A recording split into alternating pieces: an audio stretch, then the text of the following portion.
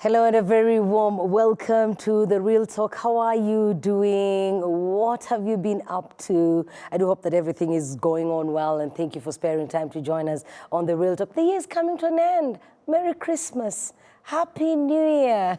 I hope when you look back, you're happy with yourself and the achievements that you have had this year. If you didn't achieve all that you had set out to achieve, don't worry. We have more time coming. You will work on those things in the new year, all right? Just make sure you promise yourself and you get to do that. My name is Jackie Lumbasi. Welcome to The Real Talk. Use the hashtag The Real Talk. This one here is a Christmas edition. We're going to be talking about a festival that will be happening. It happens every year towards the end of the year. You'll get to know more about it. My guest today is a man that needs very little introduction, because if you've grown up watching TV or watching plays on stage, then he definitely is a familiar face. Welcome to the show. Let's meet our guest.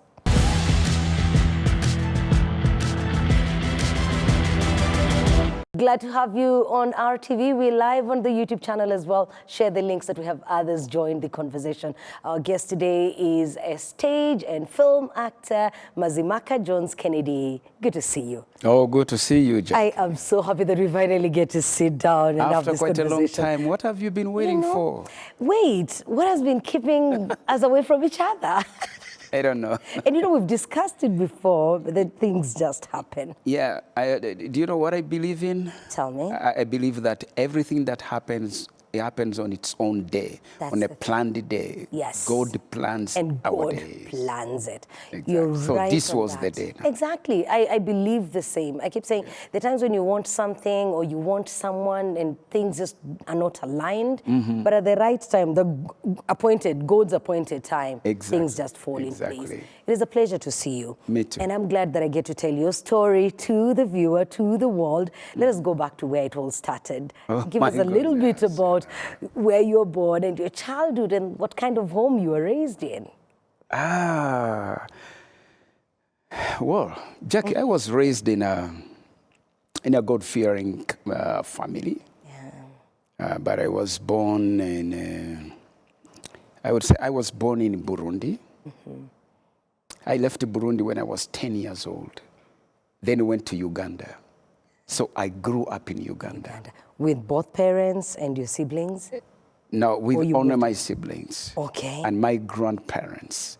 I never had a chance of, in Uganda, I never had a chance of living with my mother because I left my mom in Burundi. When I was still very young, I was just 10 years old. That was 1970. Were you born by then? No, sorry to disappoint you. So I'm talking to someone who is not... No. But it's okay, that doesn't matter anyway. Yeah, it doesn't. It doesn't matter anyway. Yeah. So, but still, I was born before the 70s ended. Yes, exactly. So I grew up in that family, in that home of a reverend. Okay. I grew up in the hands of... Who was the reverend? Your grandfather? Yes, okay. He was reverend. Because I lived with my grandfather. I never had a big chance to live with my father and my mother. Oh, yes. Yeah, it is. It's kind of... And then in your grandparents' home, it means there was you, your siblings, and cousins. It must have been a big family. Very huge family. Every one of you coming from different places with different parents, but now you're under your grandfather and your grandmother. Exactly. How was that? It was really wonderful.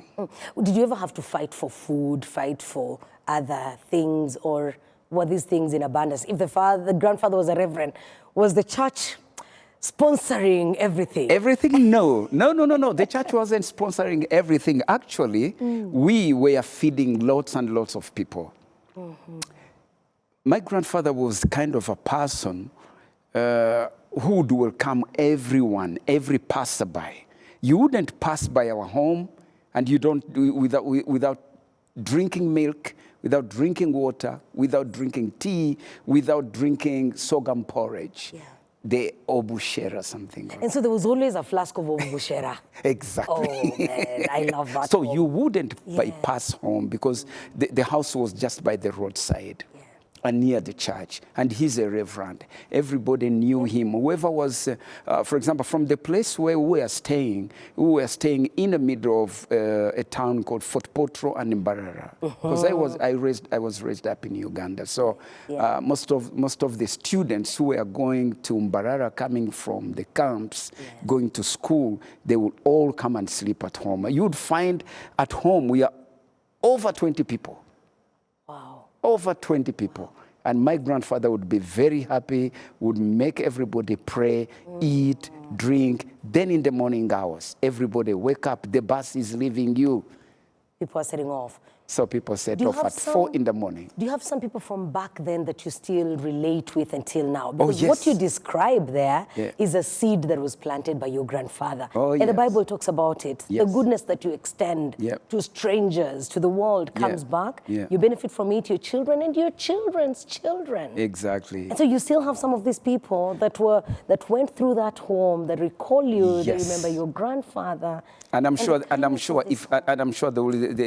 will be watching. They will be watching the television. Show. And one of them will say, "Oh, okay, that I know that boy. I know that boy." You see? Yeah, there are so many. There are so many. I don't have to mention their names, but there are many. There are many here in Rwanda. Others any big officials, and we lived together back home in the camps and outside the camp.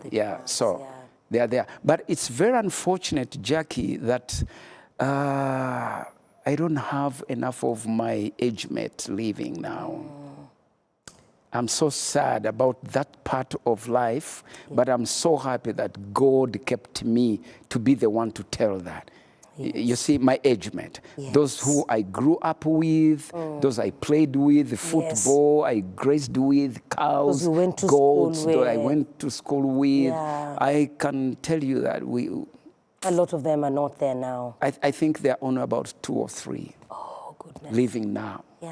Out of quite a lot and lots of them.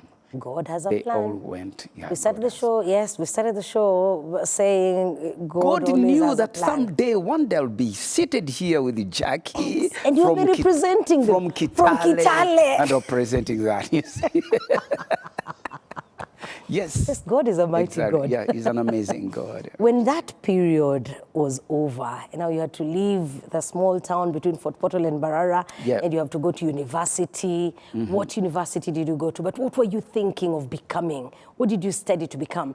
Was it a reverend? Or did you want to pursue a specific line of work? It's so unfortunate that I never pursued up to the university level. I just completed my secondary school, and that was that. I just had to switch on to other things. I couldn't have the chance. I didn't have the chance of pursuing up to university, college. Exactly, because of the things that were not so good during that time in the country, being a refugee, and Rwandans were being hunted down and whatever. So we couldn't have that much chance. Even going back to school, you had to change your names. You had from to change your Rwandan, abandon your Rwandan name. Yes, we had to abandon Rwandan names, and then we. I've had a few guests share that with me, that they had to change their names in order to benefit from certain things that Rwandans were being denied. So after Form 4, where did you go? What did you do? I just went into working. I went into business. I went into lots of things. Were you now living on your own, or you're still under your grandparents' care? 1980, I completed my secondary school in 1980. Then 81, I started working. 82, I was working. I was not living with my parents anymore. I could only go there just during the festive seasons, on Christmas, or maybe on Easter holidays. We were You just board the train and it drops you back home. You still had trains back yeah. then? We had trains. We had trains, and it was so enjoyable. We loved going by train. Yeah. And of course, being the easiest means and the cheap means of going back home, because from Kampala to Mbarara, then Mbarara to back home, that was quite a long way, lots of money. But a train, you go sleeping. It's overnight. You sleep. Yeah. You doze off. In the morning, you're home. You are home in the morning. So the whole night you're traveling. Yeah. So I never had more chances of staying with my parents. And then your siblings. So when you left, yeah, the siblings were they there. remained with your grandfather when you Yes. went to work. Eh? Exactly. Oh, yes, they did. And coming from a God-fearing home, did you continue in that line? Because sometimes when you move away from the watchful eyes of the reverend, you now decide to visit the world. Yeah. A young man could easily follow wayward ways. It's alcohol, it's drugs, it's women. Did you ever get to adventure with these things? Aye. That was the life that was waiting for me to drop into. You see? Yes. So it was somewhere there waiting for me. Waiting for you. Exactly. And because you had come from this umbrella, this shield, it was really waiting for you. Exactly. It was waiting. It was waiting. Yeah. And whoever was up there was watching and saying, okay, that young man is coming, he's coming. So keep watch on him. So coming from the town to a city, getting to Kampala city, so I had to meet lots of things. But I never used the drugs. Thank God Thank God for that. I never used drugs, but alcohol, yes. Okay. And cigarettes. Oh, yes, cigarettes, yes. I did cigarettes. I smoked cigarettes. And that is when now I had started becoming somebody who wants to try each and everything. Yeah. You see, each and everything. So that's the age. In the city. Yeah. Okay. Yep. You're young, you've gotten that age where you want to discover, and then you've changed locations. You're from the village to the city. Exactly. Really time for you to explore. You know, in the town I would go play football. After playing football, you go in town a little bit, talk with my age mates. Then I would just look at the time and say, oh, okay, it's coming to 6. I must go home. Yeah. So, but then when I shifted from town to the city, okay, the city life now was there waiting for me, alone in the city life. Alone in the city life. How did you change? How did your life move from there? So when I started to the point where you now even said, let me get married. And did you marry young? They say when a man marries young, it helps him mature early and get organized early. Yes, I would say I married young. I married when I was still young. So you see, working in the city, you meet quite a lot of things that will comes you in. So you are in and out, but it's kind of difficult to go out. You are always in. So, and being a talented, oh my goodness, being a talented dancer. You've not told us about the talent. Oh God. But I was coming to it. I was going to pick it you were from you. coming to that. I was coming to that. Yeah. Exactly. So maybe that's when I will give you a piece of what talents I have. So now I think we should get into it. Into the talent. Because when you started working in 1981. 1981. In yes. 1980. Getting a salary of 1981. I didn't ask what work you did. But now I want to know when you discovered that you are a talented man. Yes. When did you discover you're talented, and what talent was it, and how did you use this talent? Now, I will take you back 12 years. Let's go back.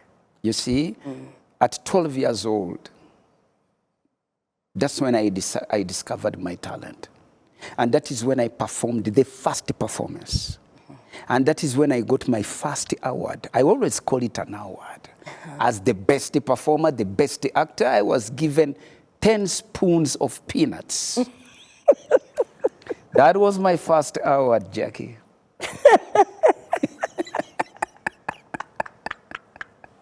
10 spoons. 10 spoons. Peanut. I will never forget. Roasted peanuts. Yes.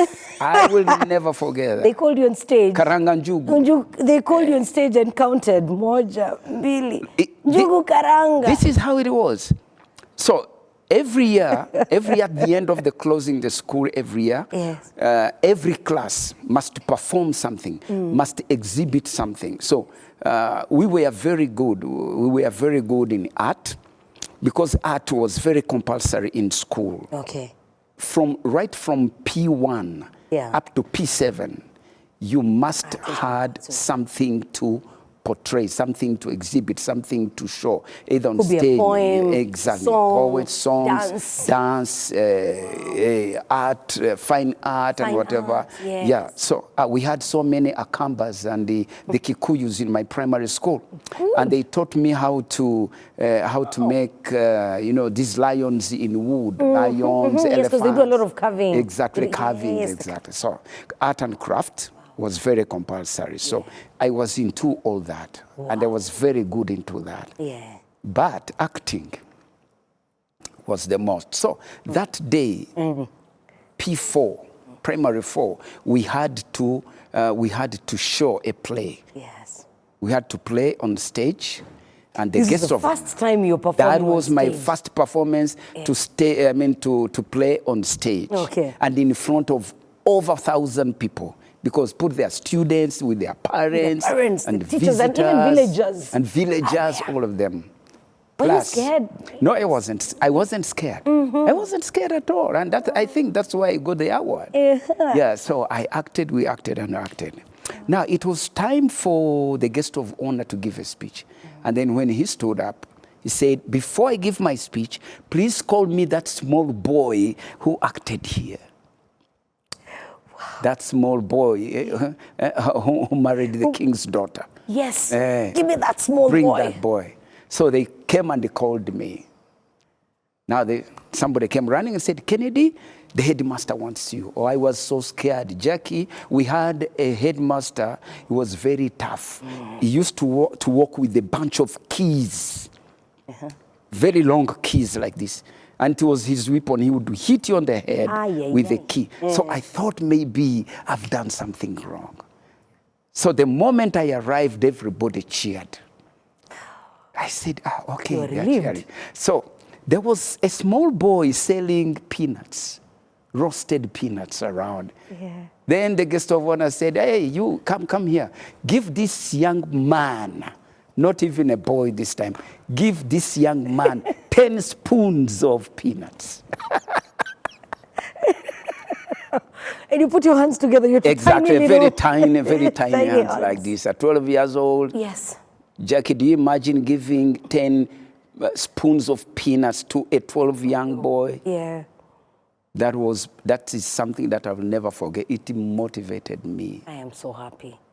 It motivated you. Terribly, more, beyond than You said, next time I have to get 15 spoons. Oh, I started Move even beyond spoons. Oh, I peanuts. started now acting like no one's business. Wow. So that's when I discovered that I have got that talent. So since then, we started acting, do the actings at school. We went into competitions. In Uganda, this is something that is really very good, to begin things from grassroots, from down.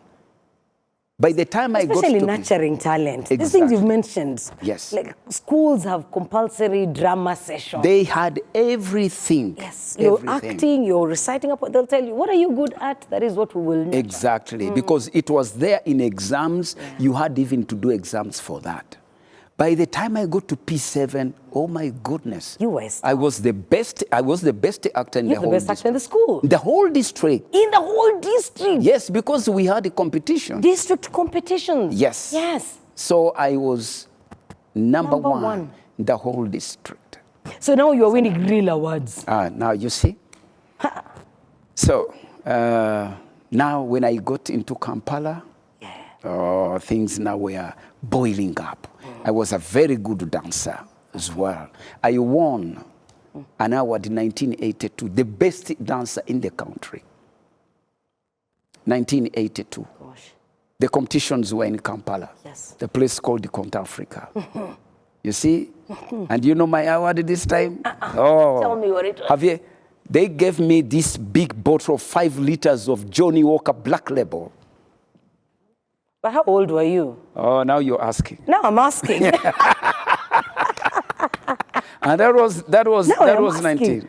That because was in 19. these competitions, they're not school competitions No, anymore. they were not. Yeah, I was because out now of school by then. You're out of school. By Yes, the time I you're was bringing in working. this bottle, we are no longer in I was school. working and I was not drinking.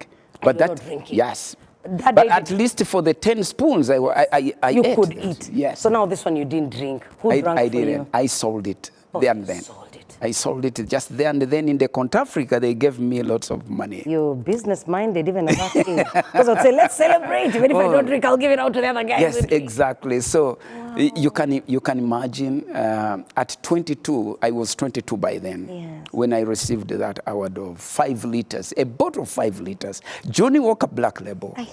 5 liters. Now you can imagine I've your not dad even back seen in that one. Kitale. I've not seen that one. That one has not reached Kitale. It had not reached Kitale yet. Oh, so in Kampala they were there. Yeah. Those big bottles were there. So that was another award I took up with. Actually, that was almost about the 4th, because back in primary school, in those competitions, I used to carry awards, and where I even had awards of uniform, clothes. I was a very good footballer as well. Yeah. So, Oh, yeah, so they would give you like scholastic material. When you perform exactly, well, sometimes they give you scholastic material. Yeah, according to my age. Yes. Yeah, so they would not even think about giving you cash, money at that young age. That time, yeah, you don't need it that much. Yes, exactly. Yeah. So that was my life during that time. Yes, this was lovely.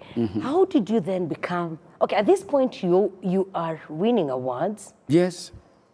Had you started winning cash? Like, by the time you're getting the Black Label, have you now become a professional actor and you're saying, this is how I will earn my living? At that point, were you there yet? No, now at that time, I didn't earn my living by acting. Okay. Yes, but I could. You were just doing it on the side. Exactly, just on the side. I even didn't know that even one could use talent, yes, even and to make earn a money living. and earn a living. That I didn't know. So when did that realization occur to you? Oh, just recently, after the 90s. I mean, in the 90s. That's when we even thought. You see how your generation was exploited? Exactly at that time. I'm telling you, because even if you didn't know, there should have been somebody to educate you. Exactly. There should have been somebody to see you on that stage and say, this young man has something that other people do not have. Yes. Let's do something about it. Yes, yes. Let's fast forward to when you realized this thing can actually pay. I will get on that stage, dance, break my bones, and I will pay my bills. And you're saying it was in the 90s. I was just doing it by myself. Yeah. Just to please myself and to please others. For example, like dancing competitions. I was just doing that because you loved dancing? I loved the dancing. Now, for example, I would say that in the 1980s, so many schools had disco times. Yes. You see, in secondary school. Entertainment Exactly, Saturday, yes. Exactly, on Saturdays. On Saturdays in most places. I had a group. We were a group of 3. It was me, another boy called Isaac. He's also a Rwandan. Isaac Ruchibigango.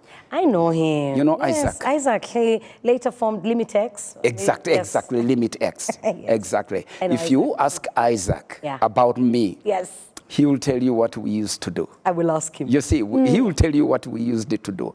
Now, so it was you, Isaac? it was and the me, third person. Isaac, and another boy, I don't remember. It was in Edwin or Godfrey or something like that. Now, whenever we would go in a disco, and everybody would first ask, who has brought the disco? Which group has brought the disco? Or Sejiko, or Essence, or blah, blah, blah, blah, blah. Yes. Now, is Isaac and Kennedy going to be around? Yeah. You see? Did your group have a name? No, we didn't have a name.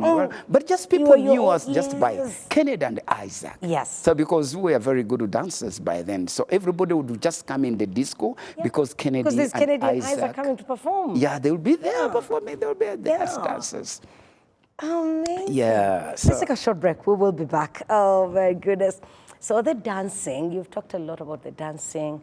I want to, when we come back from the break, talk about the professional acting. Okay. Because now you've done the dancing, you've done the small-time acting, but we've reached a place where you're now acting even for Hollywood. in Hollywood movies. Yeah, yes, How did why this small man who received 10 spoons of peanuts get spotted? Still remember that 65 years now. I'm still remembering that. Glad to have you on The Real Talk. I'm loving this story, and I hope that you are too. We still have more to come. As we take this break, please do not move away. Stay with us. We'll be back.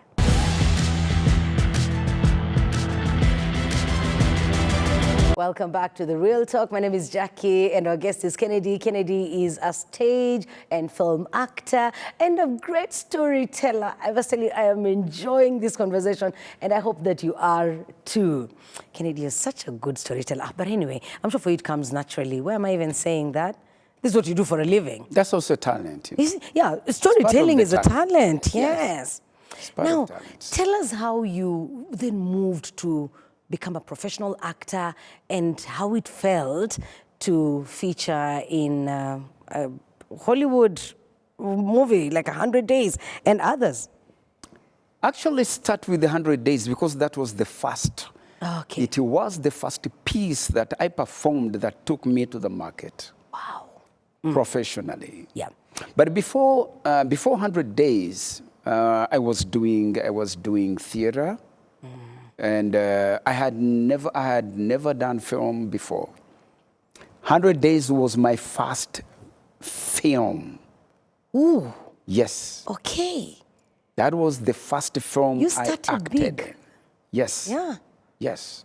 And the way I started, it was really funny because nobody, I wasn't, I think I wasn't supposed to be there, but I accidentally just dropped there.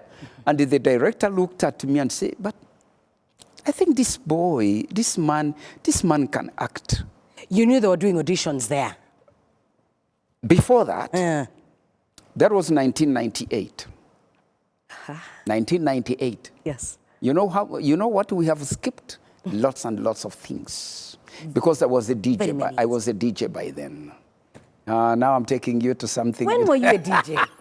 I'm telling you, if you had gone year by year, I would have told you. So you know what? Can we agree that I'm going to have you back here? And then? So that we go year by year. Yeah, because year by year. Okay. Like 10 years there that I have lost. I started being a DJ in 1992.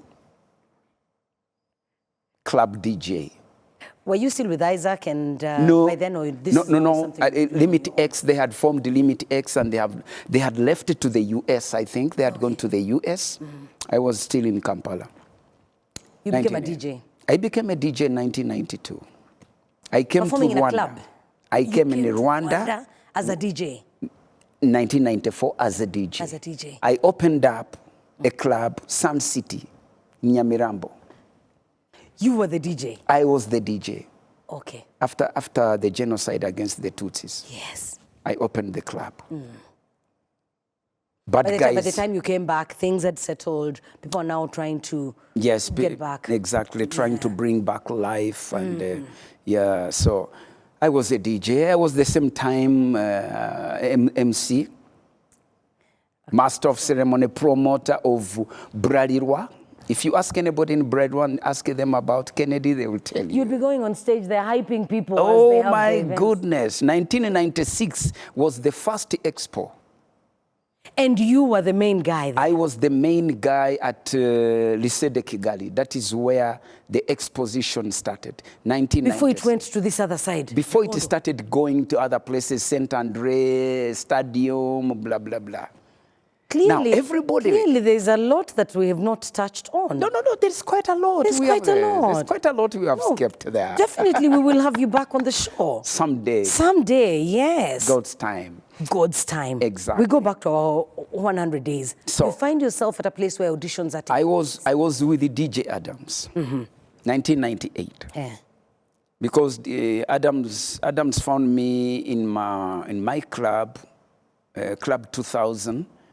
In Remera, you know where Casa Bonita used to be? No. You don't know? No. What about the church, Restoration Church, where it used to be near this? No, where it used to be near the stadium. That was a club. That was my club. Okay. Club 2000. So DJ Adams used to come there. He was still a young boy who hadn't known things yet, but he was trying. So I told him, come, whenever I'm I'll here. mentor you. Yeah, whenever I'm here, please come. Take time, practice. So one time now, 1998, we are going to town to buy CDs. We passed via Mill Colleen. And then DJ Adams said, but Kennedy, do you know, at Mill Colleen, they are doing auditions for a film. He said, oh, for a film? Why don't we try? So we went. They had already done the casting, but they were missing one person, a priest. Gosh, okay. What They a had no coincidence. priest. What So a they have been coincidence, yes. looking for a priest. A priest is somebody to act a priest. So when I entered into the room, we just found there a girl. Nobody else was there. And then she told us, okay, the auditions are over, but maybe if the director comes, you may come and talk to him. We said, okay, no problem. We will come back later. So we didn't give it much time. But as we were coming out, we met a white man. I didn't know he was the director. And then he asked the girl, who are those people? He said, no, they were just inquiring about casting. Hey, call them back. So you guys are called back? Yes, we were called back. He looked at me and asked, can you act? I said, yes. I'm an actor. I've been acting since when I was 12. Yep. Then he said, you know what? In the afternoon, come to Flamingo. For Adams, he didn't say anything. So he chose me alone. Wow. So when I went in the afternoon to Flamingo, I found there many people. They had all been selected. Yes. Now we were given, some more scenes to act. I was given the scene of a priest. When I acted, the man was like, oh my goodness, I'm so lucky. He came and hugged me with Eric Cabera. What do you mean? I mean that. They came and hugged me. This same guy that you met at the doorway, came and gave you a hug because you were the exact thing he was looking for. And that's what he told me. He said, Kennedy, we have been looking for a priest for this particular scene, for this particular role. Look at that. That is when I started acting for film. 1998, 100 days as the evil priest. You know, a terrible. God I started with a very, very bad role. Yeah. After that role, did people stone you on the streets? The guys come, because when you take on a bad role like that, it tends to follow you. Exactly. In real life. I was the other priest who used to rape girls in the church and take them back behind in the convent, rape them there, and then come back and sweet talks with the parents and no, don't worry, your girls will be okay. And then I would open doors for the Interahamwe to come and kill people. That was really terrible. Wasn't that heavy on you? You know, much as you're just acting, but the fact that you're acting something that had actually taken place and something that was that heavy, and you're depicting priests that some people had experienced in real life. Did that weigh down on you? Exactly, and I'm going to tell you how it. At first, I didn't. At first, I didn't just weigh the impact of it. Yeah. But one day, when I'm just passing Quartier Commercial in town, now I'm back to tell you another thing you didn't know. Yes. I was a video translator. So one day, the VJ, yes, exactly. So one day when I'm going to town to hire videos, Jackie, you're laughing at that. I thought I knew you. Oh, you didn't know? I was the first person to do that. I had no idea. You had no idea. 1997, I produced the first Indian film, Disco Dancer. You know that film? Oh, you... I don't know it. Jackie, you were watching films in Nairobi, weren't you? Or you had not watched that film? Well, I hadn't watched that one, but also it's not like I grew up in a home that had a TV. It would just be by chance when you go to the village, video halls. So, in most cases, it would be Rambo. Exactly. Oh, exactly. You produced the first? The first Indian Kenya-Rwanda translated film. 1997. Wow. Okay, maybe that one will come some other day. It will come. That one has to come soon. Okay. And so I when don't want to rush over that. Yes, when I'm going to town to get videos to come and translate, then I entered the shop. Women screamed. When they saw you? When they saw me. God. They were visitors. I used to go there and collect them. I mean, collect video CDs from there, DVDs from there. But these ones were visitors. They had come to visit one of the vendors. Yeah. So when they saw me, they cried. Yeah. Then they told that vendor, "We know this man. We saw him in the film. Please, please, kindly we request you never come back again in this shop. We know you didn't do anything wrong, but whenever we see you, you are a reminder of what happened to our people in that very church." Yeah. In that very church. That very church. In that very church. How did that make you feel? And that is when I felt exactly the impact. Yes. And you know one? That was when I realized that, okay, I must have made a mistake to portray myself into that. Yeah. But all the same, I said, okay, I was just acting. Yeah, yeah. I was just acting. And you hoped that with time, people would understand you were just acting. Yes. Yeah. Exactly. Yeah. So I stopped from going into that shop. I stopped completely. Yes. You didn't want to have that kind of reaction again. Exactly. Yeah. Exactly. So I even started now fearing going into places where many people are, and mostly during the commemoration, during the Chunamu period.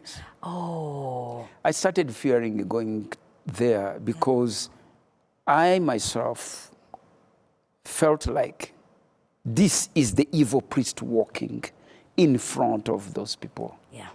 You see?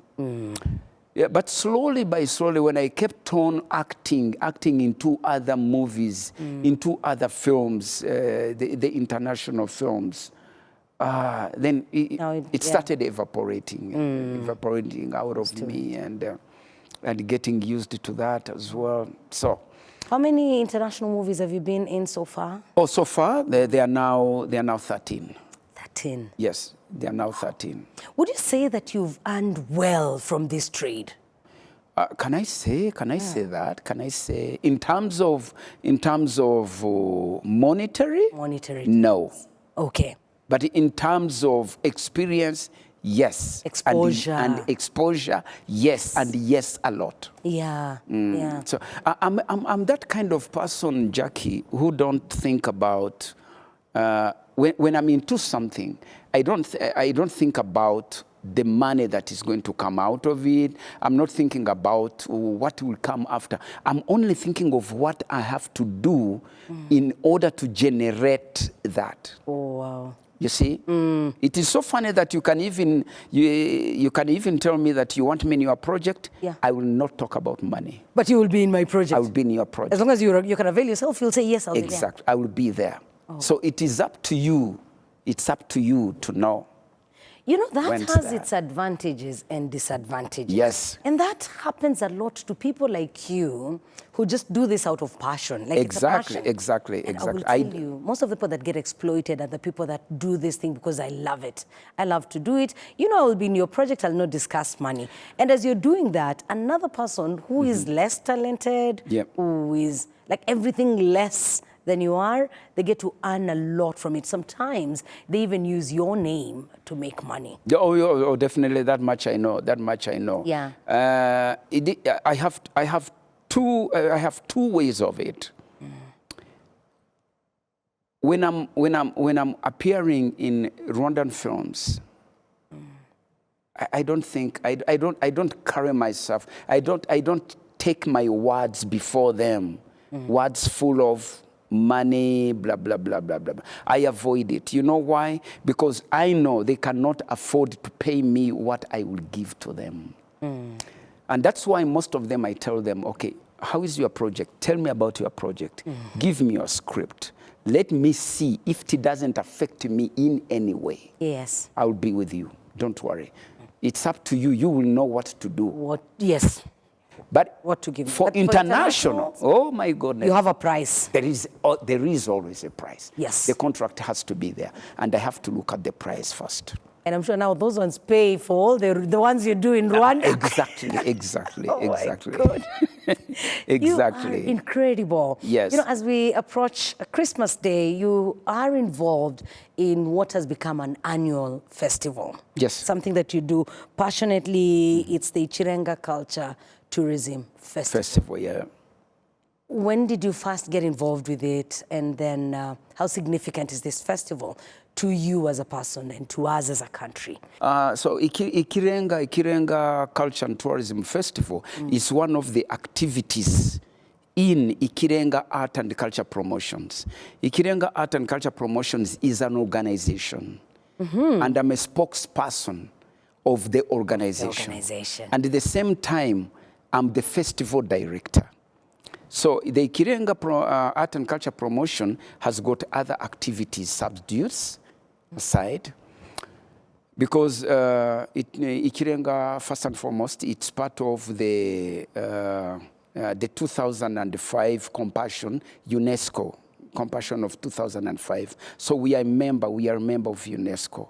And I think we are the only Rwandan organization that is under UNESCO in the Compassion of 2005. Actually, we are now getting East Africa, the whole of it. We are trying to bring in other... More East African organizations. Yes, more East African organizations into the Compassion. Yeah, so now Ikirenga has got other activities, trainings, workshops, women and women leaderships and whatever. So we go all over the country. Throughout the year. Yeah, throughout the year, looking for talents to bring them out to promote these artists and also promote culture in one way or the other. So this now is a festival. The festival was brought in for it to have the diversity. So we look at the culture diversity, basically. And that is why we are in the UNESCO, because we look at culture diversity. Yes. So we brought in the festival. The festival helps us to create that platform.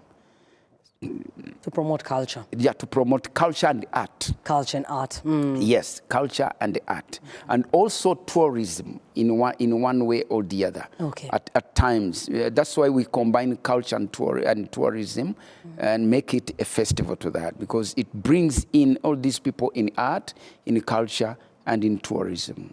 Okay. Yeah, combined together, and then we make that kind of festival. So we bring people from different countries.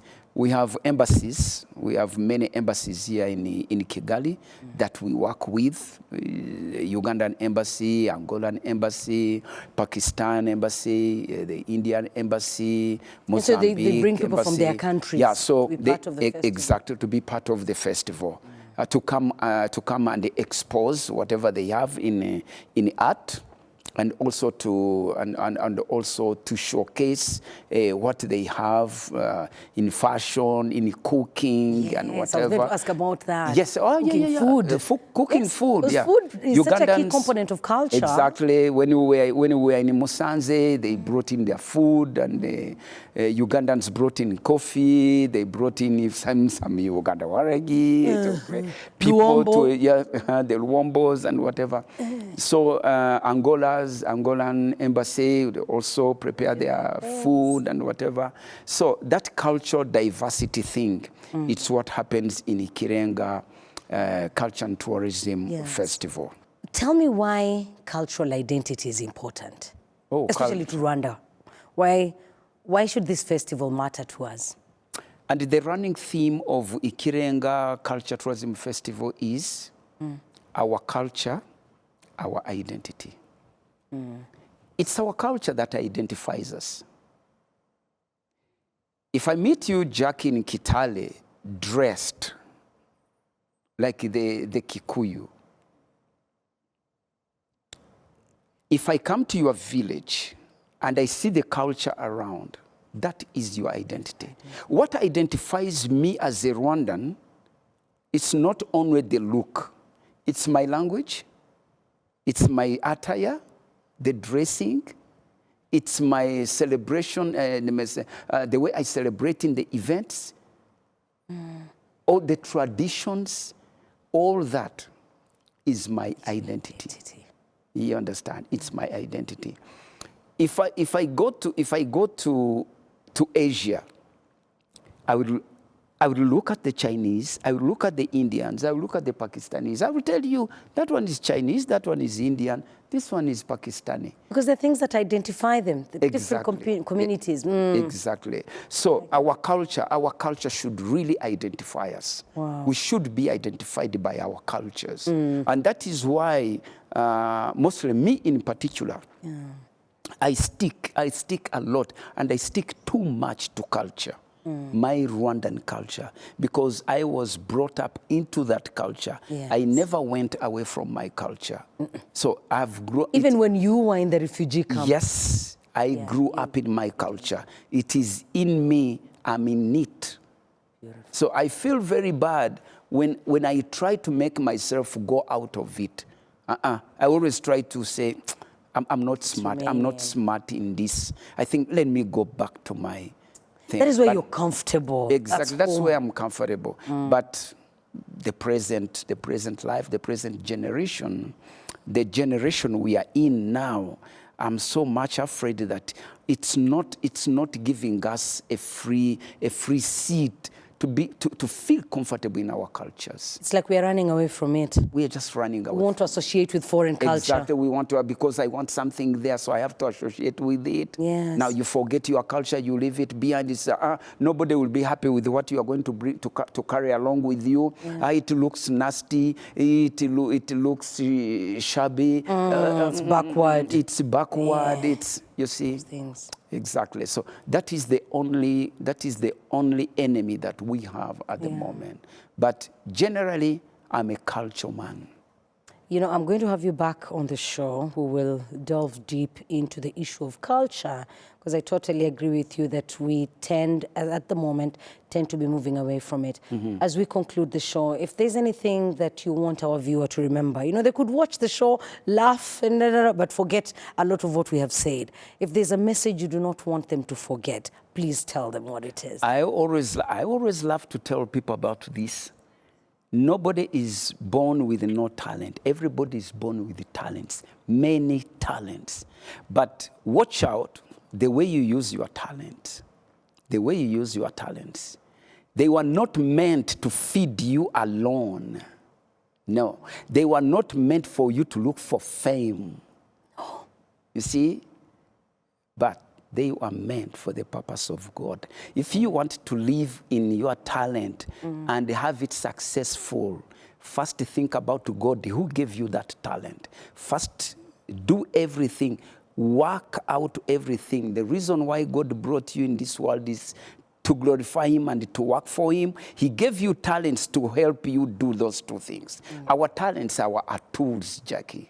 They are tools to help us glorify the Lord and to work for Him. Yes. And then afterwards, He blesses. And that's why He says, I will bless the work of your hands. Of your hands. Yes. Yeah, it's your hands are working out with your talents. So He's going to bless everything you do using your talent. And then the talent will feed you. Yes. You become a superhero, Superman and everything, because you first thought about God who gave you and the worked talent. to glorify Him. Exactly. I cannot go without telling you that. That's a powerful message. Exactly. Thank you so much. Everybody is born with a talent. You know, and I hope you will remember that. If you're seated there and at some point in your life you thought you were talentless, that is a big lie you've told yourself. You've heard it from Kennedy. Every one of us was born with a talent. Can you put your talent to use? Can you use your talent to serve God's people? Can you use your talent to glorify his name? I hope that you've enjoyed this program, and we're looking forward to seeing you again next week. God bless you. Merry Christmas. You take care of yourself. My name is Jackie Lumbasi, and our guest was Mazimpaka Jones Kennedy. He is an actor, an amazing man, and I promise you we'll have him back. God bless you.